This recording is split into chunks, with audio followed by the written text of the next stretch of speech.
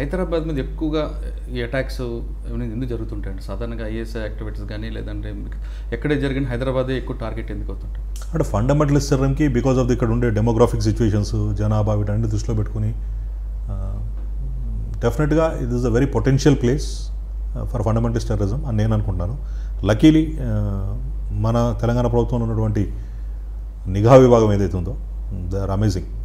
మన రాష్ట్ర స్థాయిలోనే కాదు, జాతీయ స్థాయిలో కూడా మంచి మంచి లీడ్స్ తీసుకోవడం, మంచి మంచి బ్రేక్ త్రూస్ తీసుకోవడం జరుగుతుంది. కాబట్టి అంటే ఇది ఒక పెరెన్నియల్ ప్రాబ్లం. అంటే ఒక మాడ్యూల్ బ్రేక్ అయిపోతే కొత్త మాడ్యూల్ రావడానికి డెఫినెట్గా అవకాశం ఉంది ఇంకో కొత్త పేరుతో.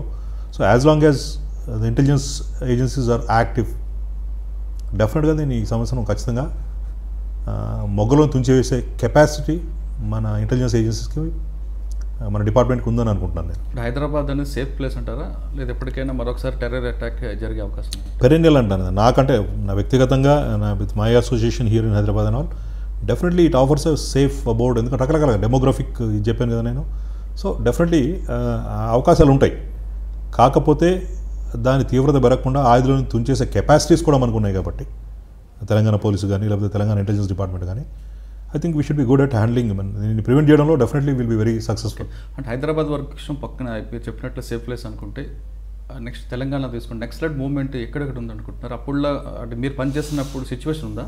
ఇప్పుడు ఏమైనా మారిందంటారా? చాలా చాలా చాలా మార్పులు వచ్చినాయి. ఏ ఉద్యమైనా ప్రజా సహకారం లేకుండా ముందుకు పోదు. So it's a failure experiment ఏమో అనుకుంటున్నాను నేను తెలంగాణకు సంబంధించిన వరకు. ప్రజలందరూ ఏదో జరుగుతుంది అని ఆశించి వాళ్ళకు కొంత సహకరించి కొంతకాలం ఉధృతంగా సాగినప్పటికీ దీనివల్ల హింస తప్పితే దీంట్లో ప్రయోజనం ఉండదు అని చెప్పి జనాలకు అర్థమైన తర్వాత వాళ్ళ సహకారం తగ్గిపోయింది. కాబట్టి లా అండ్ ఆర్డర్ పరంగా వాళ్ళని హ్యాండిల్ చేయడంలో definitely Telangana police one of the pioneers. Of course United Andhra Pradesh కూడా, ఎందుకంటే చాలా త్యాగాల తర్వాత మై ఓన్ బ్యాచ్మెంట్స్, నా బ్యాచ్మెంట్స్ 10 మంది దాకా చనిపోయారు. అట్లా ఎస్పెషల్లీ నార్త్ తెలంగాణ జిల్లాలో పనిచేసిన ఆఫీసర్లు, సిబ్బంది, తర్వాత సౌత్ తెలంగాణలో మహబూబ్ నగర్, నల్గొండ లాంటి ప్రదేశాల్లో పనిచేసిన ఆఫీసర్లు, ఇప్పుడు వాళ్ళ మీద పూర్తి సాధికారత మనకు వచ్చి దాని కంట్రోల్లో పెట్టగలిగాము అంటే దీనిగా చాలా త్యాగాలు ఉన్నాయి. గత 20 సంవత్సరాల్లో చాలామంది సిబ్బంది, ఆఫీసర్లు వాళ్ళ ప్రాణాలు పోగొట్టుకొని ఇది చేశారు. కాబట్టి బట్ డెఫినెట్లీ అడపాదడపా ఏదైనా స్ట్రే ఇన్సిడెంట్ ఎక్కడైనా చేసే ప్రయత్నం చేస్తారేమో, కానీ ప్రజల్లో ఆ సానుభూతిని, సహకారాన్ని మాత్రం తిరిగి పొందరని, ఆ స్థాయికి ఉద్యమం తెలంగాణలో తీసుకెళ్లలేరు వాళ్ళు అని చెప్పేసి నేను డెఫినెట్గా అనుకుంటున్నాను. ఓకే, అంటే మీరు ఇప్పుడున్న సిచ్యువేషన్ తీసుకుంటే తెలంగాణలో అంటే లా అండ్ ఆర్డర్ అంటే ఒకప్పుడు కానీ నక్సల్ సమస్య అంటే లా అండ్ ఆర్డర్ సమస్యగా ఆయన చూడాలా, లేదా సామాజిక సమస్యగా చూడాలి?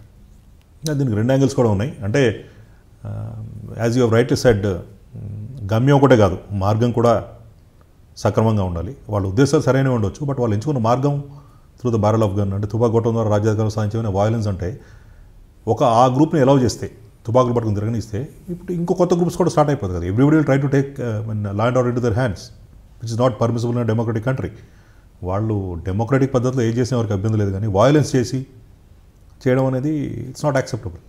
ఇక్కడ మీ వరకు తీసుకుంటే మీకున్న 28 ఏళ్ళ సర్వీస్లో మిమ్మల్ని మోటివేట్ చేసుకున్న మంచి ఆఫీసర్ ఎవరు, డిమోట్ చేసే ఆఫీసర్ ఎవరు? నాకు తెలిసిన ఎవరు డిమోట్ చేయలేదు, ఎవరు డిస్కరేజ్ కూడా చేయలేదు. మోటివేట్ చేసిన ఆఫీసర్ ఎవరు? చాలా మంది ఉన్నారు. తర్వాత మీకు నచ్చిన ఆఫీసర్ ఎవరైనా సరే, నేను ఒక విధంగా జస్ట్ లైక్ మీరు గిల్ అన్నారు పంజాబ్లో, ఆ గిల్లాగా రావాలని లేకపోతే ఇంకో XYZ అవ్వాలని మీరు ఏమైనా అనుకున్నారు? ఒక పర్టికులర్ ఆఫీసర్ పేరు చెప్పడం నాకు ఇష్టం లేదు, బట్ చాలామంది ఆఫీసర్లు, అంటే ప్రతి ఆఫీసర్ దగ్గర ఏదో ప్రత్యేకత ఉంది. 2-3 పేర్లు అంటే ఒక్కొక్క ఆఫీసర్ నేర్చుకుంది ఏమైనా subject? So I cannot be very specific about it. నేను ప్రత్యేకంగా పలానా పేరు అని చెప్పలేను. చాలామంది ఆఫీసర్ దగ్గర పనిచేశాను, ప్రతి ఆఫీసర్ దగ్గర నాకు ఏదో ప్రత్యేకత కనిపించింది. సో వాళ్ళ దగ్గర ఎంతో కొంత నేర్చుకున్నాను నేను. They have given a very good leadership. So నేను ఒకటే ఇది చేశాను అనేది ఒకటి మాట. అది నా కింద ఉన్న నా టీము, నా పైన ఉన్న సూపర్వైజరీ ఆఫీసర్స్, వీళ్ళందరూ కలిస్తేనే we could achieve those things. Okay, అంటే ఆఫీసర్ల పేర్లు చెప్పడానికి ఇష్టపడలేదు, కానీ మీరు తర్వాత మీ వైపు తీసుకుంటే పర్సనల్ వైపు మీరు చాలా జాలీగా ఉంటారు. ఆఫ్ డ్యూటీ తర్వాత మీరు ఎంజాయ్ చేస్తారు, అంటే గేమ్స్ కానీ, తర్వాత సినిమాలు చేస్తారు, తర్వాత బాగా రైటింగ్ చేస్తారండి. మీరు రాసిన బుక్స్ 1-2 అది నా ప్రవృత్తి. చదవడం, రాయడం అనేది it's my interest, my personal interest. చాలామంది police officer at the end of the day, ఆ హెక్టిక్ డే తర్వాత they try to relax in different ways. నేను ఐ లిజన్ మ్యూజిక్. నేను సేద తీరేదంతా మ్యూజిక్, బుక్స్, ఫ్రెండ్స్, అందులో చిన్ననాటి స్నేహితులు, స్కూల్ ఫ్రెండ్స్, మూవీస్. పాత పాటలు బాగా వింటారు మా మధ్యపాటి గారు అంటారు. మా అమ్మగారి నుంచి సంక్రమించింది నాకు అది. ఆవిడ చాలా ఇంట్రెస్ట్ వినేవారు. Gradually I also picked up. Probably music is the best relaxation నేను అనుకుంటాను. తర్వాత క్యారమ్ కూడా బాగా ఆడతారు. క్యారమ్ అంటే ఇష్టం. క్యారమ్ బోర్డుకు వస్తుకొని ఎంత దూరం వెళ్తుంటారు?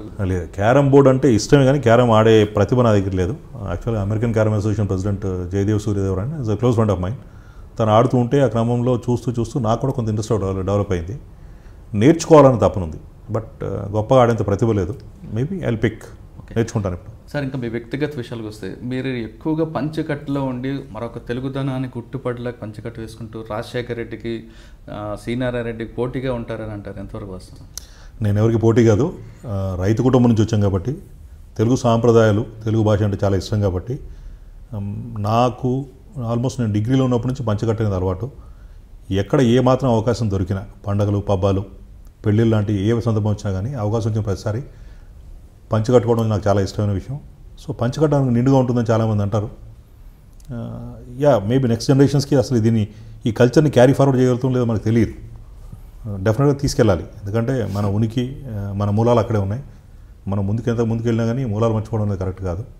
Just love to be in that attire. నాకు చాలా ఇష్టమైంది పంచ కట్టుకొని పొలాల గట్టు మీద తిరగడం అంటే మీకు బాగా ఇష్టమా? పొలాల గట్ల మీద తిరగాలని లేదు, అవకాశం ప్రతిసారి, అంటే ముఖ్యంగా ఉగాది, సంక్రాంతి, దసరా ఇట్లాంటి పండుగలకి పంచ కట్టుకోవడం అంటే చాలా ఇష్టం. పంచ కట్టుకొని దాంట్లో ఆనందం ఉంటారా, లేదా సోగ్గాడే చిన్న ఆయనలాగా ఏమన్నా మీరేమైనా?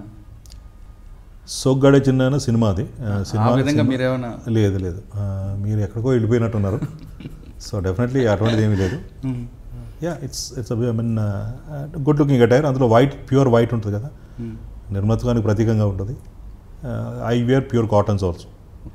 మీరు పంచకట్లు చూసిన తర్వాత, లేదా మీరు మజిల్స్ ఘర్షణ సినిమాలో వెంకటేష్ లాగా ఒక్కోసారి తయారవుతుంటారు, ఈ గెటప్ చూసిన తర్వాత ఎవరైనా అమ్మాయిలు మీకు మెసేజ్లు పంపారా? లేదు, మేబీ కాంప్లిమెంట్ చేస్తారు ఫ్రెండ్స్ గిన్స్ తెలిసిన వాళ్ళు. I carry on well with modern అటైర్లో కూడా కంఫర్టబుల్గా ఉంటానని, అట్లాగే సాంప్రదాయమైన తెలుగు అటైర్లో కూడా బాగుంటానని, కంఫర్టబుల్గా ఉంటాను, బాగుంటానని కన్నా ది కాంప్లిమెంట్ ఫ్రెండ్స్ తెలిసిన వాళ్ళు. అంటే అది అంతవరకు కాకుండా ఇంక ఫర్దర్గా లేదు, మీరు లవ్ లెటర్లు అందుకోవడం కానీ? లేదు, ఇవన్నీ సినిమాలో జరుగుతుంటాయి. ఘర్షణ సినిమాలో ఉంటుంది, జనరల్గా చూపిస్తుంటారు. వాస్తవ జీవితంలో ఉండవు ఇవన్నీ. ఘర్షణ సినిమాలో వెంకటేష్ లాగా తయారవుతుంటారు, మధ్యలో చూపిస్తుంటారు, మధ్యపాటి అంటారు. మీ మధ్యలో చూసి ఎవరైనా అమ్మాయిలు కానీ లేదా ఆంటీలు కానీ? లేదు, అంటే ఇది సినిమా కాదు కాబట్టి, జీవితం కాబట్టి. అంటే జీవితంలో ఉన్న కథలు సినిమాలకు వస్తుంటాయి కాబట్టి మీకు ఏమైనా ఎదురయ్యారు? ఫార్చునేట్లీ ఏం కాలేదు. I'm fortunate enough. అంటే రావాలని కోరుకుంటున్నారు? అస్సలు అనుకోవట్లేదు. అన్ఫార్చునేట్లీ అంటున్నారు కదా. ఫార్చునేట్లీ రాలేదు, అన్ఫార్చునేట్లీ కాదు, మీరు రెండోలో పొరపాటు. అంటే అటువంటి ఆ సిచ్యువేషన్ వచ్చింది అనుకోండి, మీరు ఎలా డీల్ చేస్తారు? Definitely I say thank you and cut it of. అంటే థ్యాంక్స్ అని ఎవరికి చెప్తారు? ఎవరైనా నన్ను అప్రోచ్ అయ్యి నన్ను కాంప్లిమెంట్ చేస్తాను, ఒక అభినందన తెలిపితాను, అది అక్కడ వరకు ఆపేసి కట్ చేసి థ్యాంక్స్ చెప్పి తప్పకుండా. సినిమాలో లాగా ఎవరైనా ఇంకా ప్రొసీడ్ అయితే ఐ డోంట్ థింక్ అన్ని సినిమాల్లో జరుగుతాయి అనుకుంటున్నాను. మనం మన పరిమితులు, మన లిమిటేషన్స్, మన గీతలు మనం తీసుకున్న సేపు నోబడీ నేను. ఓకే, ఇంకా నెక్స్ట్ మీకున్న హాబీస్లో ఏంటి మంచిదండి? చెప్పాను కదా, ఏ హాబీస్ నా వ్యాపకాలు. ఎన్కౌంటర్లు చేయడం, ఎక్స్చేంజ్ ఆఫ్ ఫైర్, సారీ ఎన్కౌంటర్లోనే ఎక్స్చేంజ్ ఆఫ్ ఫైర్ అండి. అది వ్యాపకం అనుకున్నది నా వృత్తి. అది కూడా ఎవరిని కావాలని చేయడం కాదు, పరిస్థితులు they lead to exchange of fire, అంతే. ఈ మధ్యకాలంలో మీరు ఇది సస్పెండ్ అయిన తర్వాత గ్యాప్ కూడా, ఈ గ్యాప్లో ఏం చేస్తున్నారు? ఎందుకు వచ్చాను డిపార్ట్మెంట్ అనుకోవడం కానీ, లేదా ఈ గ్యాప్లో మీ మైండ్కి ఇంకా పదును పెడుతున్నారా? Definitely book reading is my habit. Books చదువుతున్నాను, మ్యూజిక్ వింటున్నాను, just taking care of my health, walk, exercise ఇవన్నీ చేస్తున్నాను. ఎందుకు వచ్చాననే రిపెంటెన్స్ ఎప్పుడూ లేదు నాకు. సో ఇప్పుడు ఇంతకాలం 28 సంవత్సరాల పాటు నన్ను భుజాల మీద మోసిన డిపార్ట్మెంటు నాకు మంచి అవకాశాలు కల్పించి, నాకు పేరు వచ్చి, నేను చేసే పని ద్వారా నాకు సంతృప్తి కలిగించిన డిపార్ట్మెంట్ నేను తప్పు అనుకోవడానికి ఎక్కడ లేదు నాకు. It's never against Mann. Me family గురించి ఒకసారి? Like I mean unfortunately due to ill health my wife passed away last ఫిబ్రవరిలో. So now I'm single parent taking care of both the kids. పెద్ద పాప ఈ మధ్య ఎంఎస్ కంప్లీట్ చేసి యూఎస్లో చేసి జాబ్లో జాయిన్ అయింది. చిన్న పాప ఇంజనీరింగ్ సెకండ్ ఇయర్ చదువుతుంది. ఫాదర్ వ్యవసాయదారులు.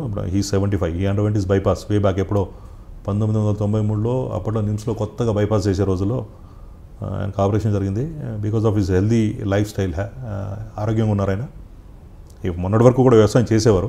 గత 1-2 సంవత్సరాల నుంచి వయసు పెరిగినందువల్ల నేనే వద్దని చెప్పి చేశాను. ఆయనకి ఆ పొలాల్లో ఉండడం ఇష్టం, రోజా పొలాలంలో తిరగడం ఉంది. మీకు నచ్చిన మంచి పాట ఒకటి పాడగలరు? నేను పాటలు వినడమే తప్ప పాడలేను. నాకు జానపదాలు అంటే ఇష్టం. జానపదాలు ఏదో ఒక గీతం బ్రహ్మాండంగా గద్దర్ గారి పాటలు అంటే చాలా ఇష్టం నాకు. ఒకటి మాకోసం. భద్రం కొడుకో నా కొడుకో కొమ్రన్న జరా పైలం కొడుకో. యా ఇస్ బ్యూటిఫుల్ వాయిస్ అది. అంటే సైద్ధాంతికంగా ఆయన వామపక్ష భావాలతో ఉన్నప్పటికీ ఐ లైక్ హిజ్ సాంగ్స్. అంటే ఫోక్ అనేది కూడా అన్ని భాషల్లో గొప్పగా ఉన్నది. తెలంగాణ, ఉత్తర కోస్తాంధ్ర, భోజ్పురి, రాజస్థానీ, పంజాబీ ఈ భాషల్లో ఉండే జానపదాలు చాలా అందంగా ఉంటాయి. ఇంకో భాషతో నేను పాడే కెపాసిటీ టాలెంట్ నాకు లేదు. వినడం వెరీ గుడ్ లిజనర్. ఎక్కడ ఏ మ్యూజిక్ ఉన్నా నేను చెవి కోసుకుంటాను, వింటాను, వెళ్తాను. చెవి కోసుకున్నారా లేదా చెవులు కోయిస్తుంటారు? ఎదురువాడు అందం చూసేవాడు కళ్ళలో ఉంటుందని మీరు అర్థం చేసుకునే దాన్ని బట్టి ఉంటుంది అంతా. ఇంకా మీరు ఇప్పుడు ఏం చేయబోతున్నారంటే నెక్స్ట్ సస్పెండ్ తిన్న తర్వాత మీరు మళ్ళీ తిరిగి డిపార్ట్మెంట్కి వస్తారా, లేదా ఎందుకు ఇంకా ఈ డిపార్ట్మెంట్ అని చెప్పి గుడ్ బై చెప్తారా? అటువంటి ఉద్దేశాలు ఏం లేవు. ఎందుకంటే ఇప్పుడు కూడా నేను క్లీన్ అని అనుకుంటున్నాను, నేను పొరపాటు చేయలేదని అనుకుంటున్నాను. డెఫినెట్లీ నా నిర్దోషిత్వాన్ని నిరూపించుకొని మళ్ళీ ఆఫీస్ దగ్గర ఆ మంచి పేరు నిలబెట్టుకుని సర్వీస్ అయిపోయి కంటిన్యూ అవుతానని అనుకుంటున్నాను. నేను of course as a single parent I have a bigger responsibility at home. అదొకటే కొంచెం నా కన్సర్న్. గతంలో ఏంటంటే రేయింబగళ్ళు ఒక లిమిట్ లేకుండా పనిచేసేవాళ్ళం. ఇప్పుడు definitely I have a constraint. నాకు కొన్ని లిమిటేషన్స్ ఉన్నాయి. As a single parent I should focus on the child also. కాబట్టి అంత ఇదిగా నేను కాంట్రిబ్యూట్ చేయగలుగుతానో లేదో తెలియదు. But definitely I do my duties. ఇది మద్దిపాటి శ్రీనివాస్ గారితో ప్రత్యేక ఇంటర్వ్యూ, ఎక్స్క్లూజివ్ ఇంటర్వ్యూ. ఇంతవరకు ఆయన మీడియాతో మాట్లాడలేదు, కేవలం ఐ డ్రీమ్స్లో మాట్లాడారు. మద్దిపాటి శ్రీనివాస్ గారికి మరీ మంచి రోజు రావాలి, తిరిగి మంచి పోస్టింగ్ రావాలి, హైదరాబాద్ సిటీలో మంచి కేసులన్నిటి కూడా ఆయన బ్రేక్ త్రూ తీయాలి. ఎప్పటిలాగానే ఆయన మంచి కేసులు బ్రేక్ త్రూ చేయడం కాకుండా ఆయన అన్నట్లుగానే ఎక్స్చేంజ్ ఆఫ్ ఫైర్లు జరగకుండా ఆయన ఎప్పటిలాంటి కేసుల్లో డిటెక్ట్ చేయాలి, అందరిని అరెస్ట్ చేయాలని కోరుకుందాం. ఆయనకు మంచి రోజు రావాలి. దీపావళికి శుభాకాంక్షలతో. ఇకపై కూడా మద్దిపాటి శ్రీనివాస్ అంటే ఒక బ్రాండ్ ఎలా క్రియేట్ చేస్తారో, ఒక మర్రి చెట్టు అని వాళ్ళ బ్యాచ్మెంట్స్ ఎలాగంటారో అదే మర్రి చెట్టు ఉండాలి. ఆ మర్రి చెట్టుగా ఉంటూ మంచి కేసులు డిటెక్ట్ చేస్తూ హైదరాబాద్ పోలీసుకి కాదు తెలంగాణ స్టేట్ పోలీస్కే ఒక మంచి మోడల్ ఆఫీసర్గా ఉండాలని కోరుకుందాం.